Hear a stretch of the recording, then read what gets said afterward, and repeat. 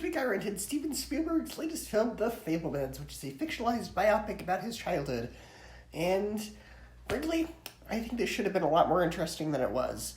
When we see young Sammy Fableman, who is the character that represents Spielberg as a child, being inspired to create movies with his friends and family, it's interesting. Everything else, though, I thought was pretty mixed. Ultimately, I think Spielberg made this film to essentially use the audience as a surrogate therapist to deal with his family drama. For instance, we see how his mom had an affair with one of his dad's friends, we see how he was bullied in school as a kid for being Jewish, and a lot of other anecdotes from his youth. And, frankly, I thought the movie came off as pretentious. Personally, I think the film would have been a lot more interesting if it had focused more on Spielberg's films and career. The film is almost 3 hours, and most of that does not focus on the most interesting element of the film, Spielberg being a filmmaker.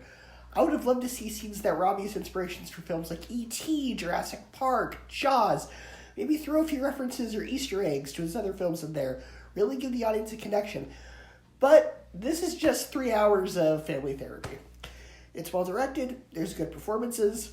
Overall, I just thought the film came off as pretentious. So, unfortunately, even though I love Spielberg and he's one of my favorite directors, I only have to give this movie a C, a 7 out of 10, and a 3 out of 5 stars. I thought it was just kind of okay.